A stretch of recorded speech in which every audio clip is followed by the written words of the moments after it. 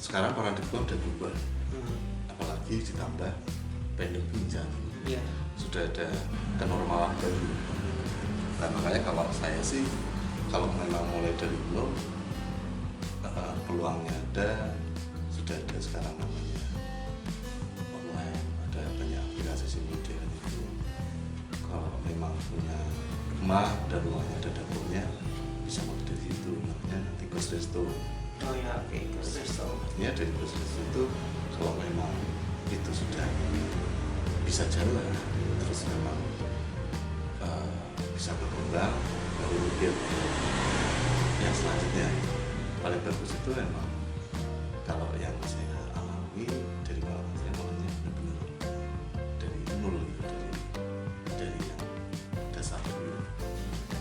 Setelah itu baru ya kita kuasai ilmunya, kita kuasai mentalitas kita, karena menjalankan usaha kalau saya kan prinsipnya 20% masalah wawasan, masalah pengetahuan, 80% mentalitas. Oke.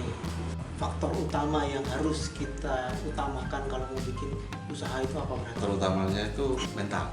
Mental tuh harus kuat. Karena memang 80% kita harus nyiapkan itu. 20% kayak pengetahuan itu kayak pilar-pilar bisnis, strategi marketingnya itu 20%. Tapi kalau mentalnya kita nggak kuat, ya kita mudah drop, nanti jatuh. Oke, maksudnya dari lebih detail mentalnya itu mental yang seperti apa nih? Maksudnya kan ya saya paham kalau bisnis dan karyawan itu kan beda ya. Karyawan kan artinya tiap bulan pasti dapat sekian. Sedangkan kalau kita kan harus siap sehari bisa nggak ada order sama sekali. Betul. Harus siap ramai dan segala macam. Nah mentalnya itu mental yang gimana maksudnya? Mental itu maksudnya gini, pantang menyerah. Itu pantang menyerah, tak kenal lelah, itu berarti benar-benar saat kita sudah fokus, yang kita pikirkan ya bisnis kita, bagaimana bisa mencapai tujuannya. Karena tiap hari pasti saya tempel di dinding itu target saya, cara mencapainya itu bagaimana, itu saya detail, itu saya tulis. Dari kebun dapat segini itu caranya gimana, dari dapatnya gini itu saya tempel. Benar-benar itu yang tak lakukan. Artinya kalau masalah mental itu bagaimana kita bisa menganalisis dan kita kerjakan action, kita analisis, kita kerjakan, kita analisis, gitu terus, analisis action. Berarti kan poin utamanya itu kita harus punya goal yang jelas, punya target yang ibaratnya terukur ya. Berarti kan tadi ada jelas, ada target mau dapat omset sekian, mau dapat jumlah order sekian gitu kan. Nah itu yang jadi motivasi kita. Oke, good. Nah kalau Mas Agung sendiri dari istilahnya dari awalnya itu ada basic pebisnis atau ini kan bisnis ya. Kalau sebelumnya kan karyawan Kompas nih. Nah itu basicnya kan kebanyakan orang kalau bisnis itu biasanya karena orang tuanya bisnis. Terus ya maksudnya mendapatkan mindset bisnis dan pantang menyerah itu dari mana? Basic bisnis nggak ada. Semua keluarga besar itu nggak ada yang bisnis, hampir semuanya itu PNS. Yang bisnis itu dari orang tua apa dari nenek, dari tante, dari budi itu nggak ada, semuanya pegawai. Jadi pantang menyerah itu ya dari kita jalani, dari tahun 2010 yang kita dari dulu udah mencoba bisnis karena kita sama sekali nggak tahu caranya bisnis itu, ya kita dapat dari situ. Oke, berarti kan di sini bisa kita simpulkan kalau jiwa bisnis itu bisa dipelajari itu ya. Nah itu ada inspirasi nggak? Maksudnya sosok tertentu yang memacu pengen jadi seperti itu, istilahnya idola gitu lah. Ada atau memang murni dari perjuangan? Ada. Jadi satu Pak Yakub Utama, itu yang pendiri Kompas. Oh ya. Pak Yakub Utama itu satu karena ngerti benar, saya dulu kan karyawannya, jadi dia tahu betul liku-likunya, jatuh bangunnya, jadi mulai benar-benar kecil itu sama Buk Sadi. Nah dia itu cara yang dipakai itu seringkali melawan arus, melawan out of the box seringkali itu yang saya suka di situ.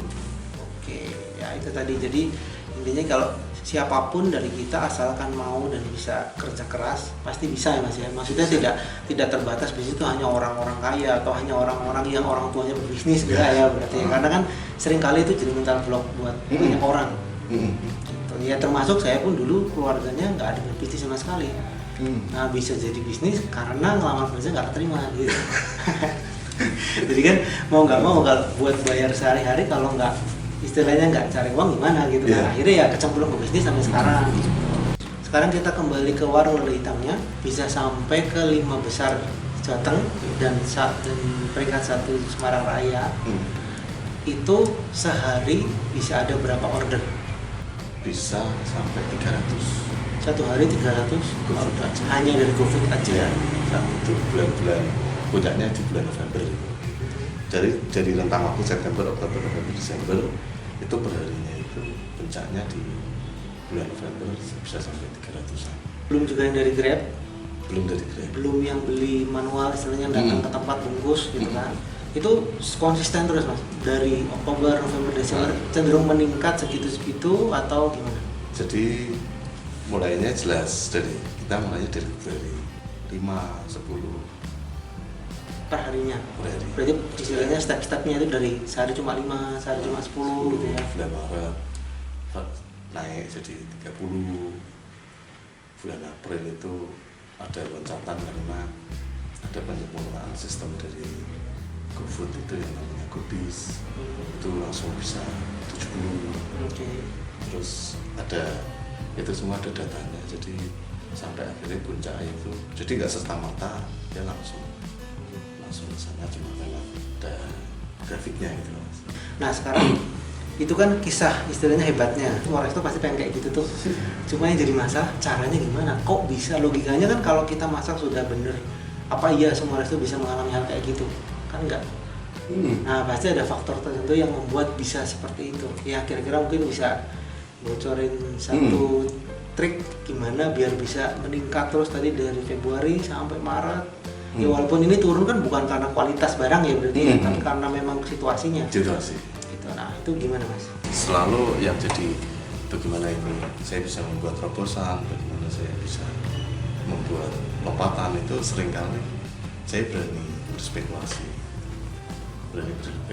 di market, terutama di market, karena untuk mengenali market kita harus berspekulasi terhadap market kita, misalnya dengan ngasih diskon, ngasih giveaway, terus ngasih harga murah.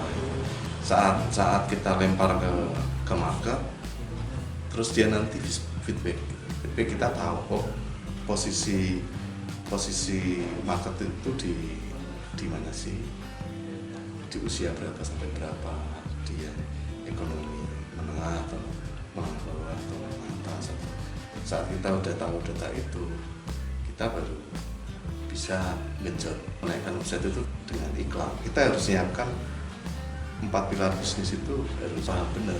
Oke, saya pakai iklan di Facebook Ads, Instagram Ads, tapi benar-benar ini kalau mau pakai iklan itu kita harus kuasai, harus yakin terhadap produk kita, terhadap market kita, terhadap nanti tepat sasaran. Oke, berarti intinya kan tadi Mas Agung ini sudah melakukan terobosan, itu intinya berani mencoba ya Mas. Karena kan orang-orang kebanyakan takut nih, misalnya mau bikin diskon, ntar kalau rugi gimana? Terus kalau misalnya kita mau bikin ini, ntar kalau nggak laku gimana? Gitu kan, kan orang selalu ketakutan ya kalau misalnya seperti itu. Jadi intinya harus berani. Nah terus yang membuat warung lada hitam ini beda, kan warung lada hitam basicnya ayam ya, kebanyakan produknya ayam. Sedangkan pemain ayam itu kan banyak banget semua. Nah yang bisa membuat seru warung lada hitam itu bisa ada di atas tuh bisa kelihatan selain faktor iklan ya Mas ya. Itu apa itu?